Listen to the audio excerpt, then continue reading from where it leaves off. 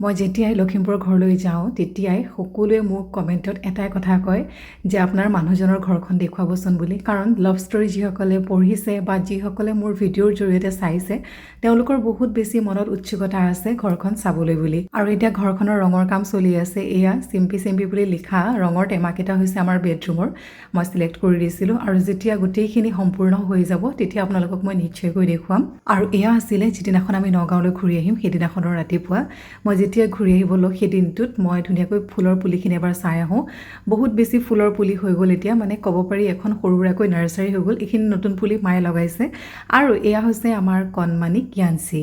হেমিছৰ ভনীয়েক এজনীয়ে আৰু এয়া হৈছে হেমিছৰ ভনীয়েক ৰাতিপুৱাতে উঠি আহিছে বৰমাকৰ ওচৰলৈ মই পানী দি আছিলোঁ যিহেতুকে গোটেই চোতালখন পানী হৈ গৈছে তাই মোৰ লগত খেলিছে এনেকৈ আৰু মই স্মাইল প্লিজ বুলি ক'লে কেনেকৈ হাঁহিছে দেখিছেনে কিমান মৰম লগা আৰু এইফালে মৰম লগা কণমানি এটাই আমালৈ বুলি এগালমান শাক পাচলি লৈ আহিছে মোৰ ভিডিঅ' চাই আৰু ইমান বেছি ভাল পায় মোলৈ ইমান কথা কৈছে নহয় মই কি ক'ম আৰু আপোনালোকক আৰু এয়া নল টেঙা টেঙেচি টেঙা হোলেং টেঙা